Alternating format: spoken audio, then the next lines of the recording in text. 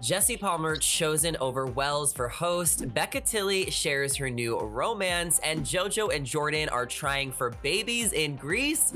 Hey guys, and welcome back to another shared news. We've got all of the Bachelor tea of the week to get into today, but before we do that, make sure you guys are subscribed to our channel and give this video a thumbs up so you guys show us love. Happy Friday. As always, I'm your host, Zachary Reality, with Gianna Gravelisi.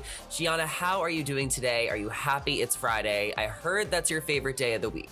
It is most definitely my favorite day of the week. Although, you mentioned Greece in that headline right there. I was actually supposed to be in Greece as we speak right this very second, but the trip got canceled. But all in all, still happy to be here with you today. You could have been in Greece with Jojo and Jordan. And I know that you were going to Greece with the Ellen show because you won tickets. So people are probably invested. Tell us what happened. Yeah, I won the show on Ellen years back during 12 days of giveaways. Ellen's ending really soon, so that's sad. But yeah, the trip got canceled once back in 2020 because of the pandemic. And then this trip got canceled because my friend I was going with had COVID. So it's just been a never-ending cycle. I just don't think I'm making it to Greece ever. So... You belong in Greece, and you honestly should have asked me. I don't have COVID. I would have went with you. Screw your friend. Well, justice for Gianna, and we hope that your weekend is a little bit better. But let's start talking about the Bachelor tea, because Jesse Palmer was chosen to be the host over Wells Adams. Now, Jesse Palmer is the new host of The Bachelor. He hosted the past 2 seasons, only, one that was on TV so far, and Gabby and Rachel's is coming next month. But he is going to be hosting Paradise, and a lot of fans are upset about this. We were really rooting for Wells, and even some of the alumni are upset as well. Now, Kendall Long said Wells was more interactive with all of us than the host was, just because he was there every day at the bar, and he really had a sort of host role in talking about actual real emotions, giving advice. And then Tammy Lee said, I think he's a killer. He has great commentary. He's funny. He's also sympathetic and really relatable. So why do you think that they chose Jesse over Wells, considering how many people were rallying for Wells? The true answer is I don't know, but why I think what I'm speculating, my little theory, is that we've had so many hosts, different hosts over the last few years. And I think that the show just wants to keep it to one consistent person. I really think they're trying to make Jesse the new Chris Harrison. I feel like they're just trying to integrate him into The Bachelor, Bachelorette, now Bachelor in Paradise. He hosts After the Final Rose, The Women and Men Tell All. He is hosting everything. And I just think that they maybe don't even want to up the budget to even get yet another host. I don't know if they wanted to pay Wells more to take on a hosting role, but all in all, I think they're just trying to keep it one cohesive, consistent person to be that host and that kind of face for the show. But yeah, justice for Wells. I really am a little bit sad about this. And it's, Wells was real. He had raw emotions. I even remember last year on the beach, I don't know why, but I remember him crying over something. That's how invested he is in these couples. Whereas you have a host that's sometimes there, sometimes not. He's just kind of guiding you. And then you have producers that are manipulating you. And then Wells, he's the voice of reason. He's rooting for you. He's not trying to see you fail. And he's just an all-around great person. So maybe at the end of the day, it's good that he's staying in the bartending position, because if he was the host, maybe we would have seen less of him. But I really do think that he deserved a shot at hosting at least. Yeah, and maybe his personality will thrive more at the bar because he'll be able to kind of interact with the alumni more, or the contestants on the beach. So, it is what it is. I do think Jesse Palmer has to step it up, for the next couple of seasons. He needs to kind of show some personality, some sense of humor. I think they're trying to kind of ease him into the franchise, but we are so comfortable with Wells, so it would have made sense. And I would have loved to see a new person behind the bar. If they made Wells host, then that could have been a new opportunity for another alumni that we love, or maybe David Spade or someone else to go behind the bar and be the new bartender. Like me, I wanted to do it too. Who do you think would have been a great bartender instead? And maybe they'll bring someone in for an episode or 2. You just love David Spade so much. We always Hmm. talk about him. You're always rooting for him, and I love that. I also love I David am. Spade. So, I mean, I'd be behind that for him as bartender. The first person that came to mind for some reason for me was Connor the cat. He didn't find love on the Ooh. beach. He's such a hopeless romantic, and I feel like he would just have such great insight for all of the other couples. And he's so cute. Like I follow him on Twitter. He always has hot takes on Twitter.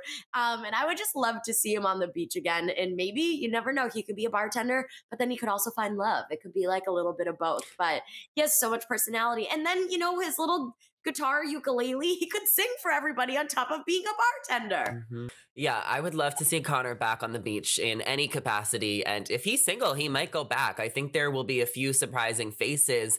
And Paradise is getting ready to film. I think they're going to be leaving in the next few weeks. So we're going to keep our close eyes on who's active on social media and who's still posting. So maybe we'll get some clues on who is there.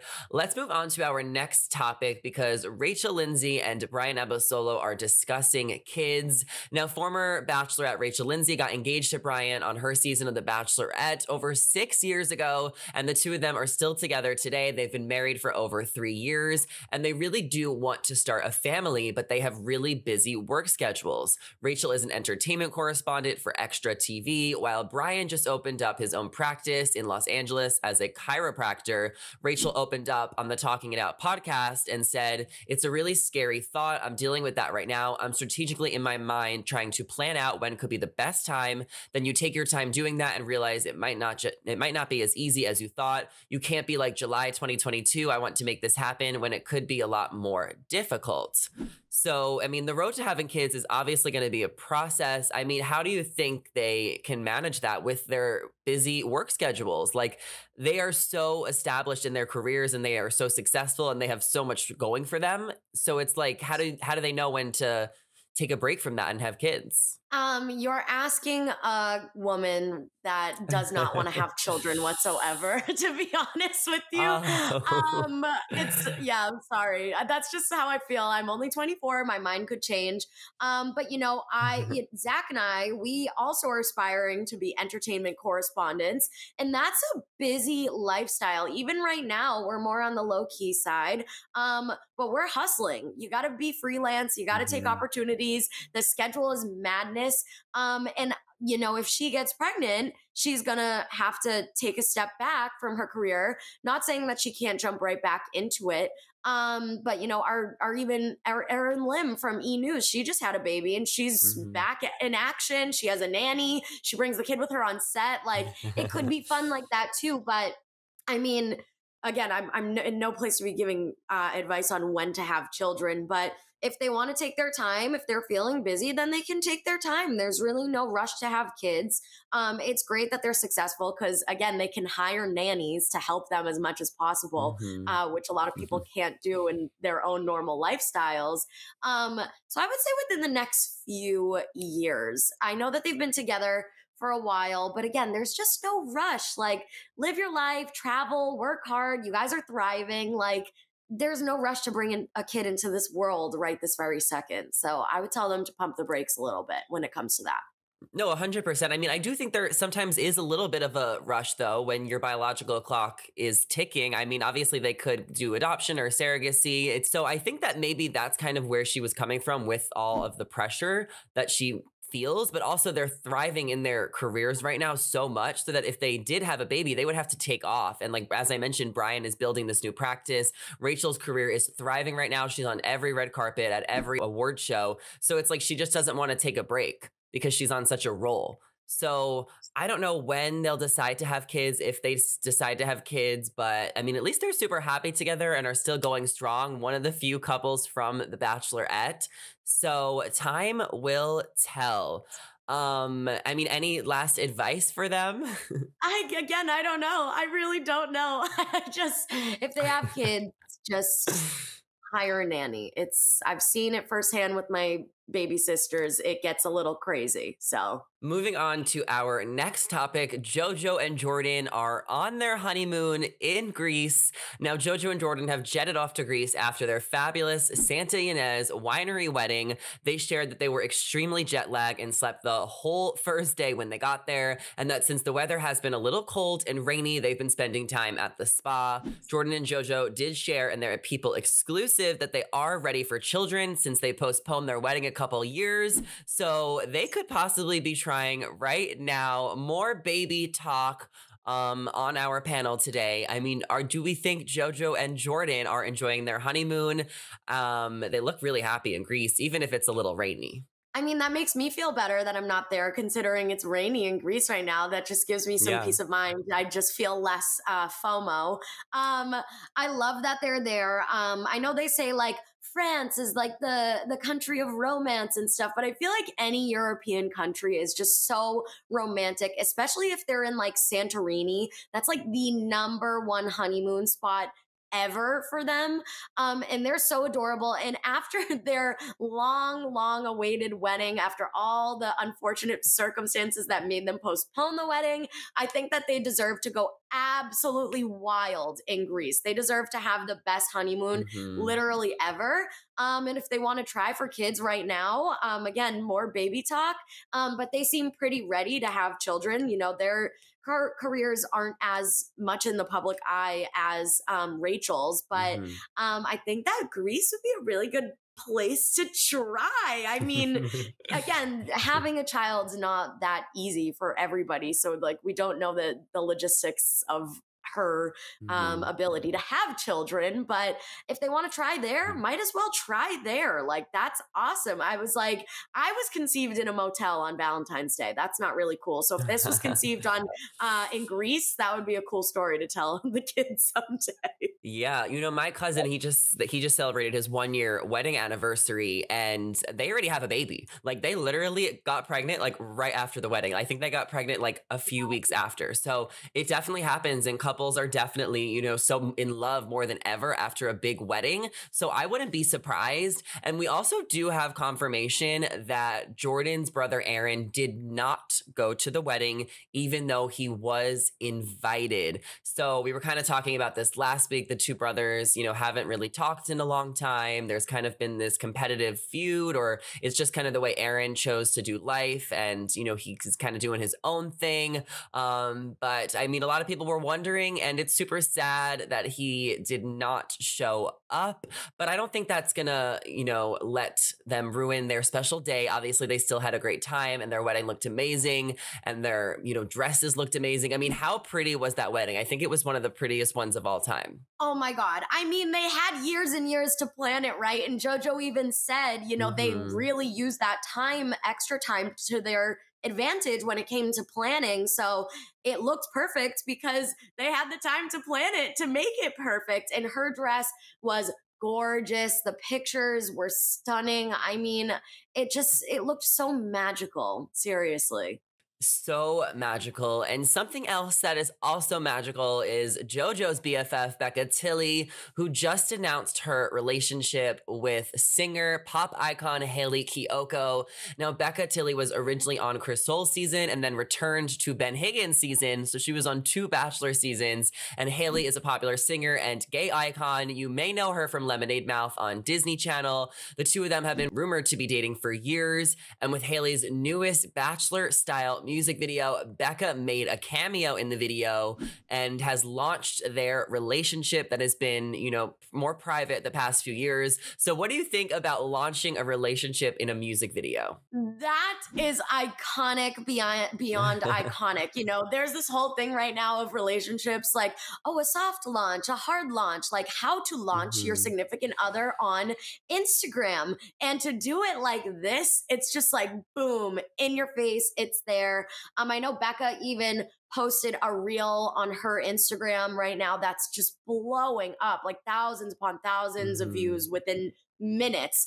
And I just think it's great. And I literally love this for them. And it's so interesting because, you know, we knew that Becca came out like on her podcast. She was openly talking about being in a relationship with a woman, but it didn't seem like a big deal. Like Bachelor Nation wasn't going crazy over this. I don't remember seeing as many headlines over this as someone like Colton, right? Like that was huge. Mm-hmm. That was breaking news. Like it was insanity. There's a show about it. There's books. Like it's Yeah. craziness. And then Becca did it. And it's just like, okay, cool. Like everyone was way more like chill and less surprised. It seemed like, so I just think this whole dynamic is like super interesting, but I'm really happy for Becca. Yeah, and we can add Becca to, the short list of LGBTQ contestants on The Bachelor, along with Colton and Demi and maybe a couple other OGs from a long time ago. But Becca did post that collage, so she has confirmed the relationship, because if you watch the music video, Becca just came in at the end and just like kind of gave a smile to Hayley. So like there was no kissing or of them in the video, but Becca did say in her Instagram, I had to say if this was a hard launch or a soft launch, but it is definitely a launch, #95P, which is the code name or word that Becca used for Hayley when she would talk about her on her podcast, Scrubbing In. And the two of them were out last night to celebrate the music video. And we have a video from my TikTok, because I was there, of the two of them kissing on stage and Hayley giving Becca a rose. So they are publicly confirming their relationship. They are out and loud and proud about it. What do you think about them kind of keeping this on the DL for 4 years? That's a really long time. I know from what Becca told me that she was so ready to share it. So it's been a minute and everyone in their immediate life has already known about it. But now that it's out to the public, it's kind of a new thing. So how do you think she's going to adjust to that? I think good for her for keeping it under wraps. You know, I feel like when it comes to celebrities making big changes in their life, and if they want to keep it to themselves to avoid, again, like I said, like Colton's coming out story was crazy. It was like in the headlines for weeks. It was controversial.